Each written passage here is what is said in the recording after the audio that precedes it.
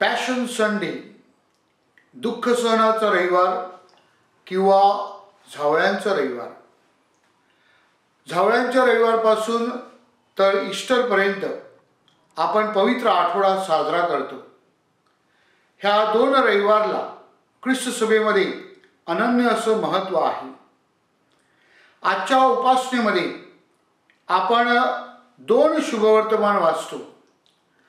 सुरुवातीचं जे शुभवर्तमान आहे झावळ्यांना आशीर्वाद करण्याअगोदर, त्या शुभवर्तमानामध्ये प्रभू येशू ख्रिस्ताचं यरूशलेममधील जे उत्साहाचं ट्रायम्फंट एंट्री त्याविषयी आपण ऐकतो.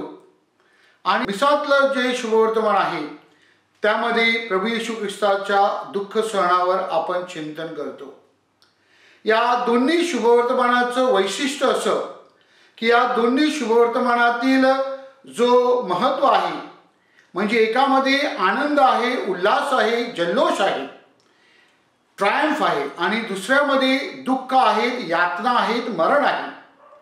या दोन्ही परिस्थितीमध्ये प्रभू येशू ख्रिस्त मात्र अगदी एकच आपलं उद्दिष्ट समोर ठेवतो.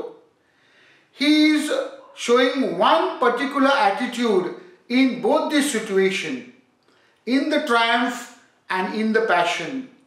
प्रभू येशू ख्रिस्त अगदी परमेश्वराच्या इच्छेला प्राधान्य देतो आणि परमेश्वराच्या इच्छेप्रमाणे तो जीवन जगण्याचा प्रयत्न करतो. परमेश्वराची इच्छा काय आहे? आपल्या सर्वांचं तारण व्हावं. आणि म्हणूनच योहानाच्या शुभवर्तमानामध्ये अध्याय 3 ओवी 16 मध्ये आपल्याला सांगितलेलं आहे की परमेश्वराने जगावर एवढं प्रेम केलं की आपल्या तारणासाठी आपलं भलं व्हावं, आपण चांगले व्हावे, म्हणून त्यांनी त्याच्या प्रेमाखातर त्याच्या पुत्राला या जगामध्ये पाठवलं. होय माझ्या प्रिय बंधू भगिनींनो, आपल्या तारणासाठी परमेश्वराने आपल्या पुत्राला वधस्तंभावरील मरण स्वीकारण्यास सांगितलं. ह्याद्वारे परमेश्वराने आपल्या दयेचा एक सुंदर अनुभव आपल्याला दाखवलेला आहे. योगायोगाने या जुबली वर्षामध्ये आपण परमेश्वराच्या दयेचा अनुभव घेतो. परमेश्वर किती दयाळू आहे त्याचा अनुभव आपल्याला या जुबली वर्षामध्ये येतो. आणि म्हणून त्या दृष्टिकोनातून लूकचं शुभवर्तमान, ज्याला परमेश्वराच्या दयेचं शुभवर्तमान म्हणतो, म्हणजेच Luke's gospel is the gospel of God's mercy, त्या शुभवर्तमानातील दुःख सहन आज आपण ऐकणार आहोत. आणि या दुःख सहनाद्वारे आपण परमेश्वर कसा दयाळू आहे आणि प्रभू येशू ख्रिस्त ह्या परमेश्वराच्या दयेचा कसा अनुभव आपल्याला देतो ते 3 वेळा या शुभवर्तमानात आपल्याला पाहायला मिळते. पहिल्यांदा त्या बागेमध्ये जेव्हा ते प्रभू येशू ख्रिस्ताला पकडण्यासाठी आले होते आणि एका शिष्याने त्याच्या शिपायाचा कान कापला, तेव्हा लूक सुवार्तिक सांगतो की प्रभूला त्या शिपायाची दया आली आणि त्यांनी त्याचा कान लावला आणि त्याला बरं केलं. परमेश्वराची दया अशा प्रकारे प्रभू येशूने दाखवली. दुःखात असताना, वेदनेत असताना, चिंतेत असताना देखील प्रभूला दया आली हे प्रभूने आपल्याला दाखवलेलं आहे.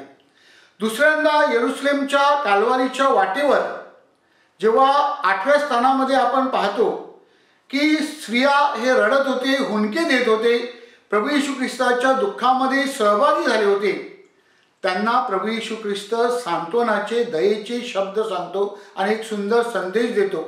माझ्यासाठी रडू नका तर स्वतःच्या पापासाठी रडा.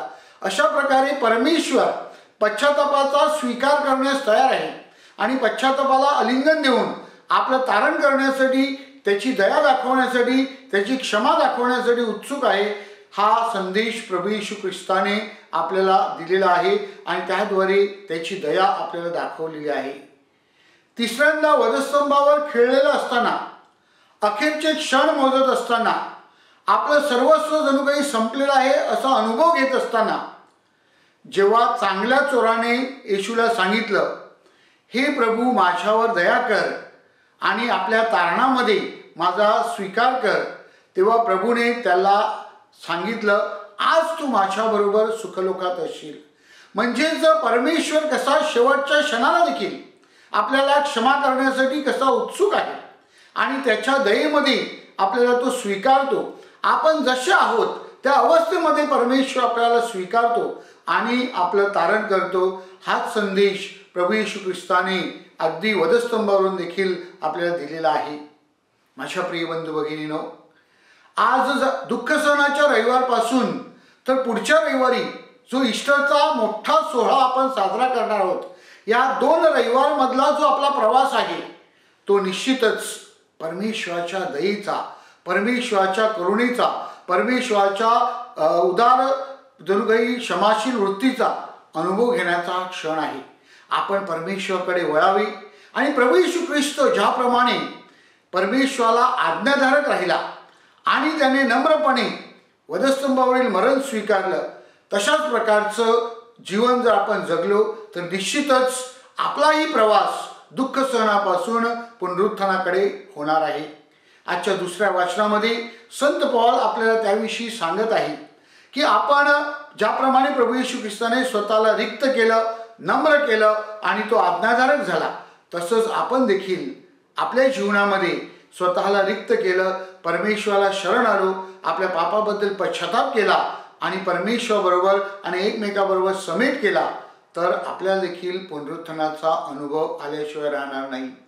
ह्या पवित्र आठवड्यामध्ये प्रवेश करीत असताना जो आपल्या श्रद्धेचा आठवडा आहे, ज्यामध्ये आपण प्रभू येशू ख्रिस्ताच्या दुःख सणावर, मरणावर आणि पुनरुत्थानावर चिंतन करतो, त्या आपल्या या श्रद्धेच्या प्रवासामध्ये जणू काही या जुबली वर्षामध्ये ही एक जणू काही तीर्थयात्रा आपण करूया आणि स्वतःचं परिवर्तन करूया. परमेश्वराच्या दयेचा, कृपेचा अनुभव घेऊया, पुनरुत्थित होऊया आणि परमेश्वराचा संदेश, आशेचा संदेश जगाला देऊया. परमेश्वर विजयशाली आहे, परमेश्वर सर्वसमर्थ आहे, तो आशावादी आहे. हाच संदेश आपण परमेश्वर लोकांना या ईस्टरच्या निमित्ताने देऊया.